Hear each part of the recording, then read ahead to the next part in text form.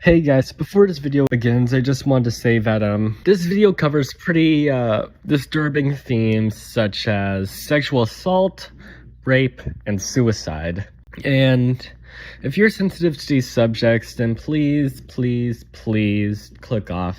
It's pretty dark, but if you want to jump in or have been unaffected by any of these things, then proceed with caution.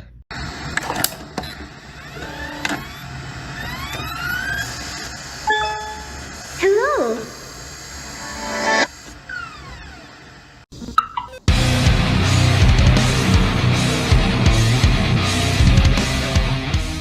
Yo, what is up guys? It's your boy Misao, and welcome to my first commentary video in a while. Yeah, I'm very excited to get this one started because Our Day by Sekai P is quite an interesting mystery. And I hope that I can be able to, figure out the story that's going on here. So, to start off, we have the song called Our Anniversary, which is quite an interesting song. I don't think I've ever seen anything like it, to be honest. So, it basically starts off with kind of what appears to be this video on someone's computer.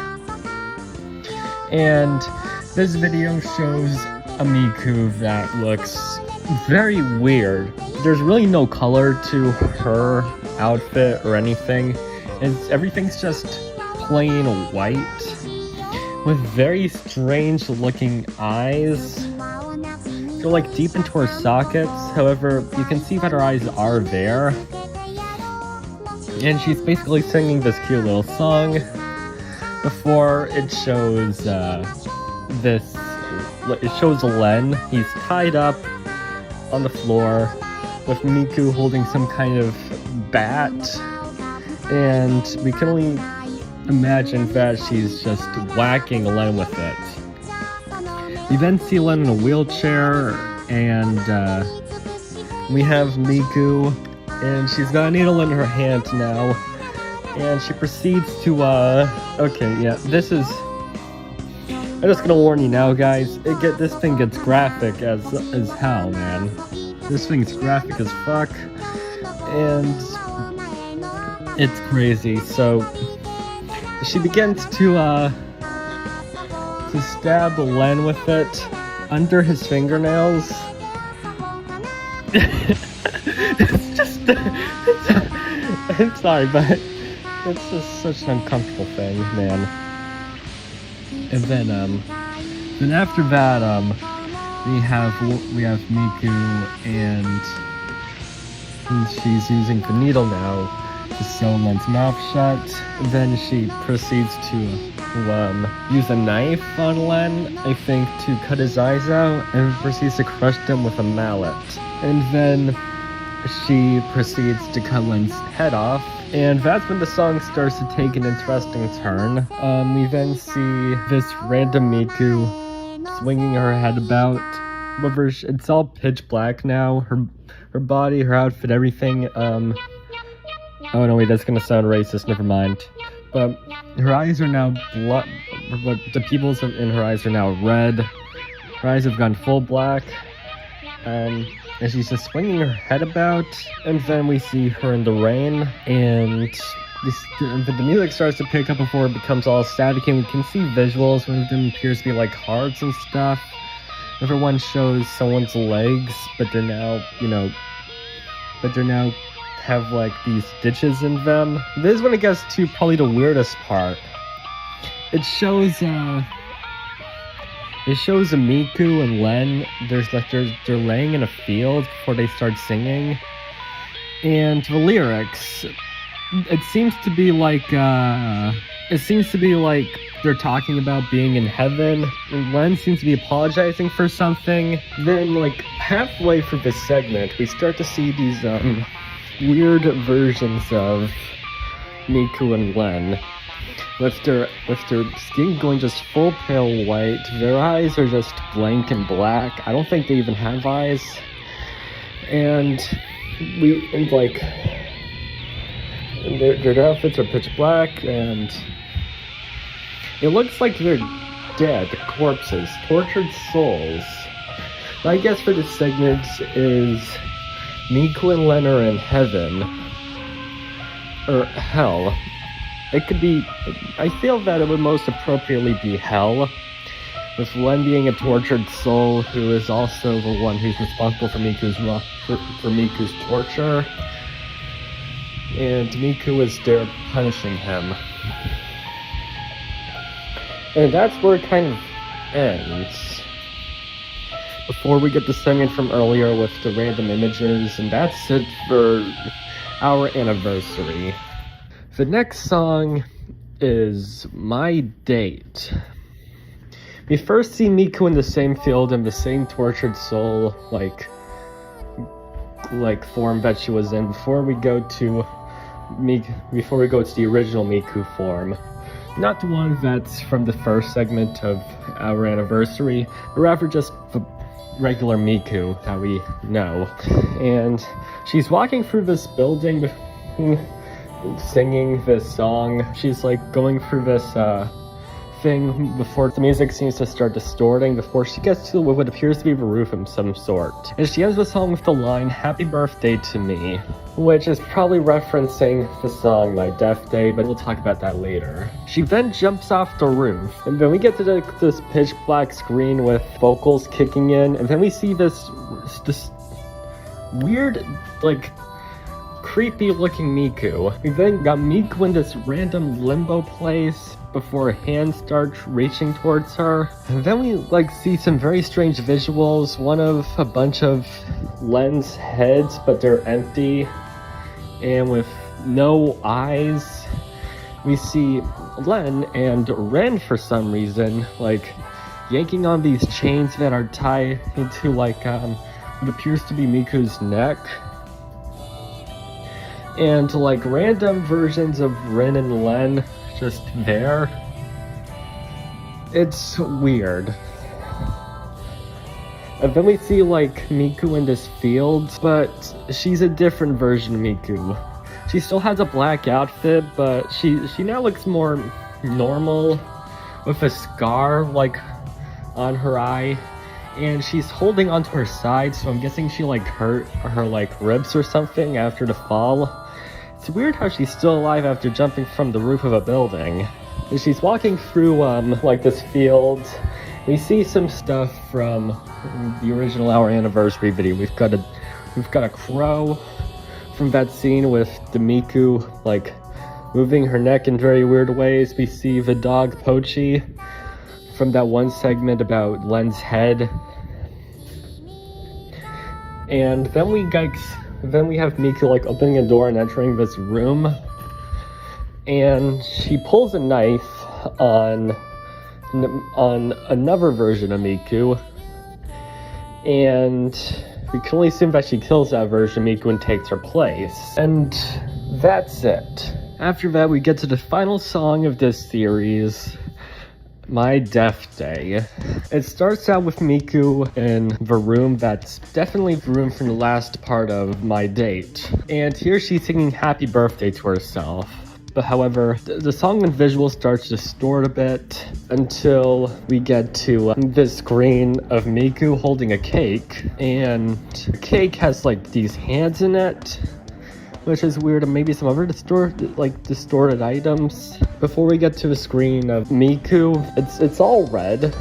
We've got Miku in there, and some random kanji, and this music is very, I don't know how to describe it, wavy almost. And then we see a very disturbing image of Miku. It appears to be after she jumped off the building. She landed on the concrete, everything's messed up, and we hear random sounds from Miku's voice bank. Then we get all these random images.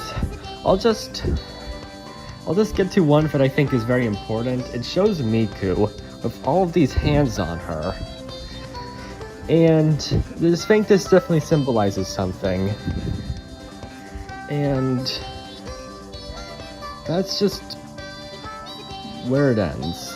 So, on to my theories.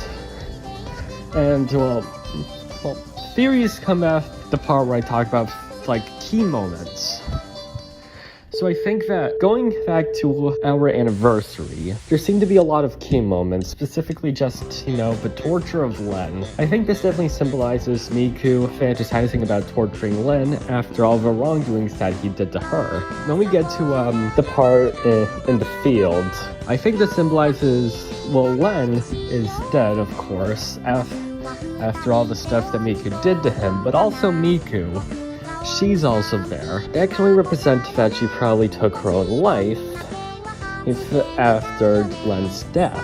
However, this leads me to one point. Did Len actually die or not? As I've seen a lot of theories online of people speculating that maybe Len didn't actually die, and all of that happened in Miku's fantasy. That could be it. We'll get back to that later. For now, we move on to my date. The song starts off with Miku in the fields from our anniversary, which means that this takes place directly after that. We then see Miku walking through a building onto a roof. And now, I don't know if this is important or not, but I've always imagined the building as a school. I don't know if that really means anything or not, but I think it's something, that's interesting to note. So, she then jumps off the building, and we see all of these scenes of Len and Rin torturing her, which probably means that Len wasn't alone in Miku's torture, and that it was also Rin as well. We see one scene in specific of Rin alone. She appears to be chopping off Miku's head with a knife. Well, a cleaver to be more specific. I don't really know if Rin's necessarily important here, but it's interesting to note, as Len probably wasn't alone in Miku's torture.